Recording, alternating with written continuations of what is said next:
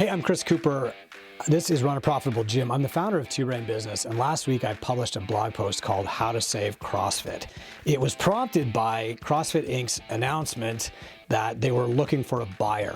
The way they did it felt kind of like you're away at summer camp and your mom and dad put a for sale sign in front of your house. But that's beside the point. I wanted to publish something to start a conversation on what it would take to change. I wanted to give a plan, knowing that no plan is ever perfect at inception, but a plan is always required to start. Immediately after I published the post, I got a lot of texts from people that I really admire in the industry, people around the perimeter of CrossFit who are very invested, like me, in the health and well-being of affiliates. Most of the text that I got said something like, I really liked your first 5 points, but I didn't really agree with point number 6. And that's okay. No plan is ever perfect on first draft, but you have to start with a plan and adjust, or you'll never get anywhere. It's very, very easy to complain or to knock holes in somebody else's plan or say, that guy's dumb, that won't work. But it's also really, really easy to spend a year apologizing for your mistakes without fixing anything. You know, trust me, I'm a Canadian. It's super easy to take surveys and tell people, we're listening, we hear you, but not actually make any change. And these are all just ways of kicking the can of responsibility down the road, like the next owner will fix it.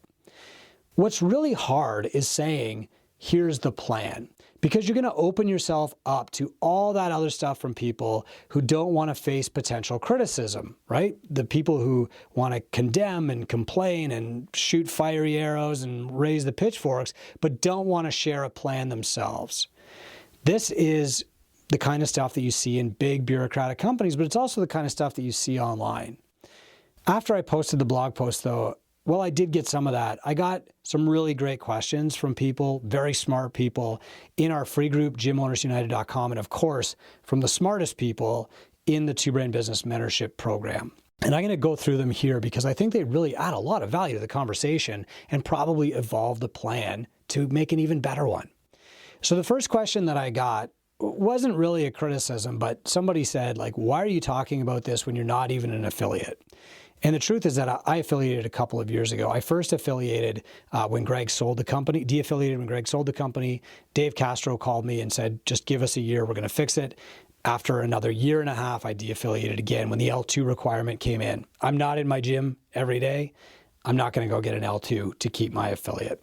But there's two ways to look at de-affiliation. The first is to say, Coop, you're abandoning a sinking ship. And that's what I told myself for many years, that I could help more from the inside. I've spent over a decade giving, helping first, trying to get CrossFit HQ to help affiliates more. Sometimes it worked, it got through. I'm still published in the CrossFit Journal. Sometimes, most of the time, it just didn't work out. The other way to look at de-affiliation is to say, I'm no longer willing to prop up the regime that's giving affiliates bad advice. Now, it's a personal choice, right? I don't think anybody else has had the same experience that I have trying to work this out with HQ. And that's why I don't tell people through Two Brain to affiliate or de-affiliate or re-affiliate. I'm not an affiliate right now, but I might be again someday. Now, when Berkshire Partners bought CrossFit, I had a couple of conversations with Eric Rosa within 48 hours of him taking over. Things just didn't feel right. And so that's when I put in my first de-affiliation request. Dave Castro called and said, give it a year, but things actually got worse in that year. That said, there are over 20 mentors at Two Brain who are still affiliated. And I'm optimistic that someday I will re-affiliate. I love CrossFit, but I just couldn't support the current ownership anymore after trying to deal with them. Eventually, you learn to walk around the table instead of stubbing your toe on it all the time. But again, personal choice, probably a unique situation. On the other end of the spectrum, I got 10 times as many messages saying you should buy CrossFit. And thank you for that. It's very flattering that people think that I should. But I'm actually better on the outside. If I worked for HQ or any company that bought CrossFit, I would be beholden to them. And this would be true even if somebody loaned me the money to buy it myself from Berkshire Partners right now. One of the things that people at HQ have working against them is that they have to show a profit right now. And that means they can't make some of the hard moves that are necessary for the long term. And many of the longtime staff at HQ really depend on their jobs, so they can't afford to rock the boat. One of the higher level execs told me last month, we know that we're probably not giving the advice that we should, but affiliate owners don't want to hear it, so we tell them to just keep getting more coaching credentials. Now that's paraphrasing, that's not a verbatim quote, but just the whole principle there had me going, it's our duty to tell people what they need to hear and then let them come to terms with it instead of just, saying what they think they want to hear. And as an outsider, I can do that. I can say, hey, the emperor's not wearing any clothes without getting fired or caring about making Berkshire Partners a dividend this quarter. One of the best questions I got was from Josh Aycock, who said, what would the first 90 days of a complete change look like? Well, the first step is always clarifying the mission. Are we still selling constantly varied functional movement at high intensity?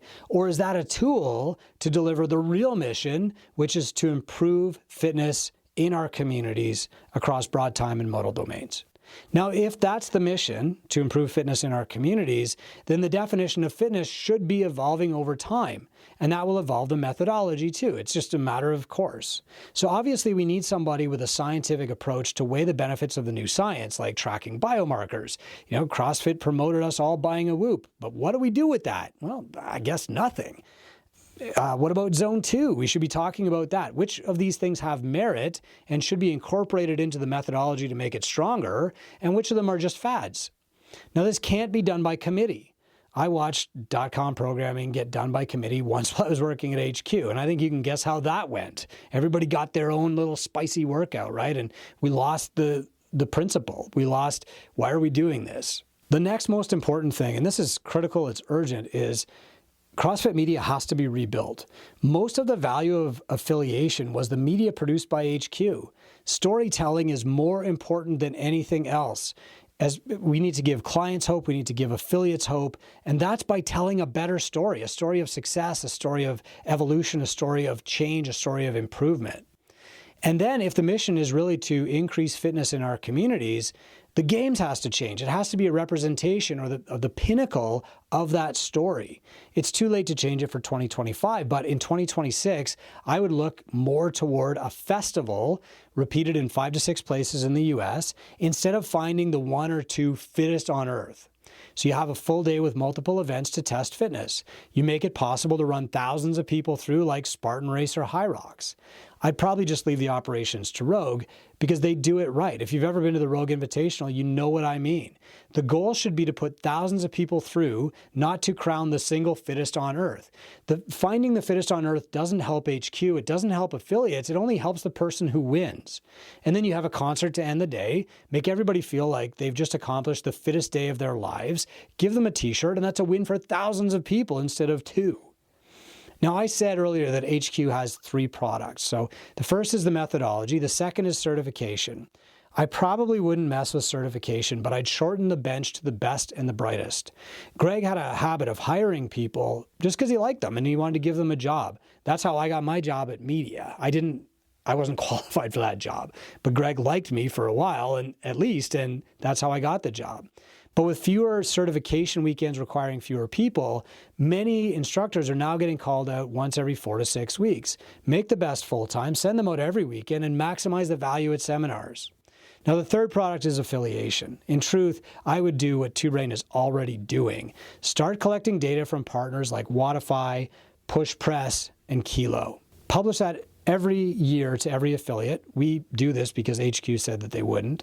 Then begin a real educational series for affiliates. Start by teaching them how to read a profit and loss statement. Then teach them how to build an on-ramp, how to sell an on-ramp, how to build a great income with 150 members. You don't have to force a particular model on anyone, but you do have to teach everyone how to choose a model based on math and financial metrics. You have to make business owners financially literate. And again, Two Brain does exactly this because it's what I think HQ should be doing.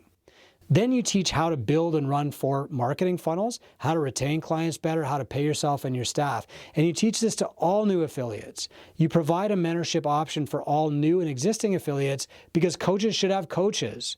Provide the course as part of affiliation and make the mentorship optional for a fee. It's probably worth mentioning that Two Brain does a lot of this for free already. So it's not hard to find speakers or tools or resources to share with affiliates every month instead of putting on meaningless roundtables or putting people on stage who can't prove that their idea works. In short, I try to provide all the stuff that HQ should be making available. The tools and knowledge are free through gymownersunited.com. The step-by-step courses are available through our mentorship program. And of course, we sell mentorship with a real investment so that people will do the work, just like coaching at your gym. It's no coincidence that, like CrossFit, the knowledge is free and the coaching is magical. The next great question that I got, thanks Josh for that again, was what about Europe? The gyms there seem to be thriving. Or what about Europe? I just opened in Spain. I've got 300 members in a year. Well, the affiliates in France and, Denmark, Germany, they're now facing what happened in the Nordic countries, Finland, Sweden, Norway, a couple of years ago, and also UK and Ireland fall in that bucket. The early adopters joined when the gyms open, and now they're gone. The days of easy leads are over. That myth that if you build it, they will come, that's a thing of the past. This happened in Eastern North America and Australia about 5 years ago, Western North America about 7 years ago, and it continues to just follow the growth of CrossFit around the globe from west to east. Right now, owning a CrossFit gym in Spain is pretty easy, just as it was pretty easy in France in 2021, pretty easy in Sweden in 2019, pretty easy in Boston in 2017, and pretty easy in LA in 2014. But that will change. The affiliates running a tight ship with defined systems and solid marketing funnels will survive. The affiliates who have committed to a huge space and 12 coaches for clients who aren't there are going to fall to the competition. The next question was, are the non-serious gym owners, the hobbyists, ruining it for the affiliates who depend on their gyms to make a living? Now, we're not sure because we can't identify these in our data set. We do have a qualitative survey that about 500 gyms fill in every year, but we have quantitative data from thousands more. But I will say that over 70% of the affiliates who join Two Brain have an income goal of $100,000 a year. So either they're relying on their gym as their sole source of income, or they want to leave their other job within the next 2 years. So empirically speaking, most of the hobbyists seem to be gone now. There's this separation in the market because between those people who are getting better and those who are getting worse. And the people who were in the middle, who could just tread water, can't do it anymore because of rising rents and affiliate fees and insurance, etc. Now, the libertarians out there would say that this is what's supposed to happen. And over decades, maybe that's true. But to me, every single affiliate owner is a human being who's taken a life-changing risk for a cause they believe in to help other people live healthier, happier lives. They are in the arena.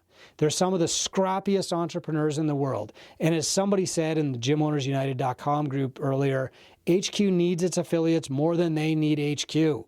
They're the ones who can save the movement. Another great question was, what about the leased rents model that Greg Glassman promoted? Well, the leased rents model doesn't mean that HQ doesn't offer more services. It means they don't make more services mandatory to roll it into the price and build the price up. The RRG is a good example. It was an unnecessary addition to the ecosystem to generate cash flow, though there was really good storytelling around it, right? Affiliates were already well represented in the insurance space by good insurance companies with a good track record of fighting these battles. But it was still not forced on anybody. No affiliate had to buy it. Many of them did because of the good storytelling. They said stuff like, only we can protect CrossFit, right? Unfortunately, private equity's MO is just plain generate revenue. And they can do that through adding more affiliates, selling more courses, and selling more sponsorship.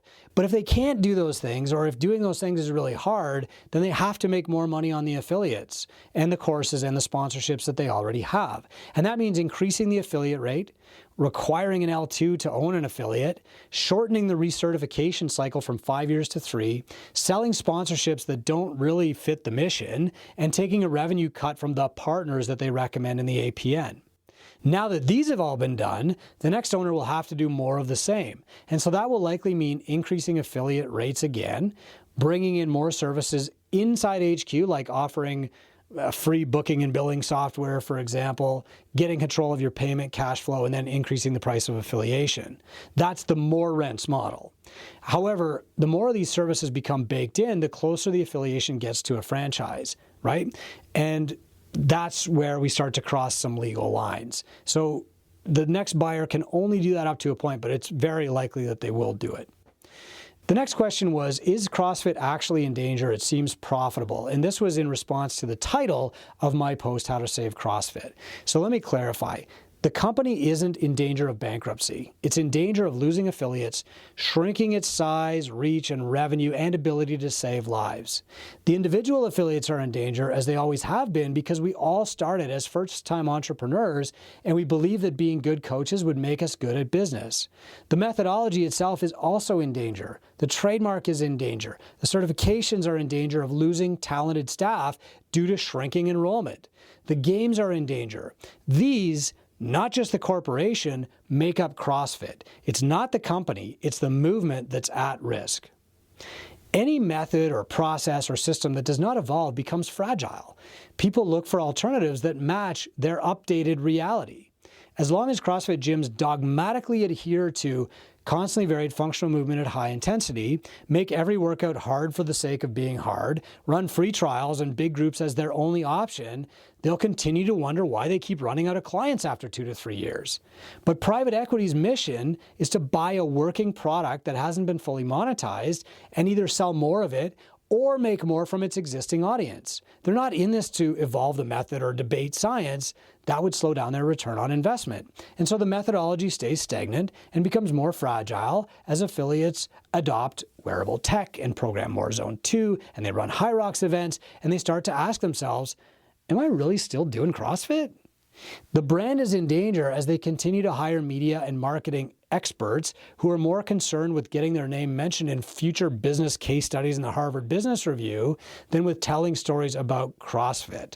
These are true conversations that I've had with people at HQ. One said, someday CrossFit's going to be a case study at Harvard, whether we're successful in turning it around or not. That is not what a live or die CrossFitter is going to say, right? Affiliates depend on all of these things to work, regardless who holds the CrossFit Inc. baseball card this month, and that's what I care about. The next question was a follow-up. What do you mean when you say the method must evolve? Well, it's really why we started strengthcoachcollective.com, to have these conversations. As with Two Brain Business back in 2016, instead of waiting for CrossFit HQ or the NSCA to do the right thing, I'm just going to do it. Now, Strength Coach Collective is where we talk about bridging the gap between the researchers, the scientists, and the practice of actually coaching people. It's where we take the ideas from ATIA and we talk to people who are actually implementing them in your gym. Another question was about affiliate rates, and I had mentioned that rates are very likely to go up if there's a new buyer. And this person said, do you think affiliates would pay more for affiliation if the rates went up again? I think many affiliates would welcome the addition of value if it exceeds the additional price. So if you raise it by $1,000 a year but provide $10,000 more in value, yeah, people will embrace it, right? Two Brain is a case in point. CrossFit had the opportunity to launch a mentorship program for business a decade ago. Now thousands of affiliates are happy to pay our team of mentors because the ROI is many times more than the investment when they do the work. It's too late for CrossFit HQ to try and do that themselves from scratch because they're 10 years behind us with no data. It's just guessing. But there are other ways that they can add value that's disproportionate to the price. I just want to quickly mention something here. The current Facebook marketing strategy is not it. Some affiliates are now saying like, oh, I get 2 to 3 leads per year, per month, or whatever from CrossFit. But really, this is a Trojan horse. And a lot of affiliates have brought this up, right? It didn't occur to me until somebody pointed to it. What happens is that when somebody in your city sees a Facebook ad from CrossFit, they're directed to the CrossFit site. Then they're guided to the closest CrossFit affiliates near them. What that means is that all of the lead traffic is going to CrossFit. And if you de-affiliate, you're cut off from that. In fact, you're kind of competing with CrossFit on ad spend. If you're running ads and they're running ads and you're both in New York, they're driving up ad costs for CrossFit for your gym. What this also means is that they can cut off your lead flow. Now, luckily, this hasn't been successful enough for anybody to become dependent on it yet, but affiliates should be looking at this stuff with a skeptical eye. The key to having affiliates understand increased value before increased price is going to be changing the story, right? Greg Glassman's lease rents model was a really sticky one that he told to explain their pay to use the name and that's it agreement. In reality, it allowed HQ to license the name without taking responsibility for affiliate success by crossing into that franchise territory and all the laws that go along with it. So a new and better story would be about value, not price. But CrossFit needs a really strong media team to change that story and teach it to the affiliates, who also need to change their story about value and price, by the way. The next question came from somebody who actually said, I'm glad it's shrinking. There's too many affiliates already. In 3 years, there will be no other affiliates except for me, and I will have no competition in my city. I think that the affiliates competing against each other is just a product of the environment. It's kind of a scarcity mindset, and we're all first-time entrepreneurs, and we come into this terrified. We have a lot to lose. So we adopt this mindset of scarcity, and we think, Dino's stealing all my clients. And the only way out of that is to teach financial literacy and marketing and sales to actually train people to be good at business, or they'll always be scared for good reason. The next question was another flattering one, like, couldn't somebody like you just buy it? The problem is that I can't operate under the confines or influence even of a board, right? Movements do not get started by committee. Greg Glassman had a small group of people he really trusted around him, but he wasn't taking a poll. He wasn't trying to run a democracy at HQ. So while affiliates could pool together, they have all the power, form some kind of board and collectively buy CrossFit, they still need to set that up properly. You know, somebody I really admire in the space last night was talking to me about the Hershey chocolate company structure. So essentially, Hershey is owned by a trust, like the affiliates could own a trust. That trust has a board of directors, but there's a CEO who runs the company without interference. Affiliates could form a trust, basically elect a board, and then that board would hire a CEO. That CEO would still be accountable, but they'd have the power to make unilateral decisions because they would just be fired if it didn't turn out. Now, I would be skeptical of forming one huge cooperative of 9,958 affiliate owners, which is the current count I saw on HQ's website this morning, because getting them to agree on anything is impossible.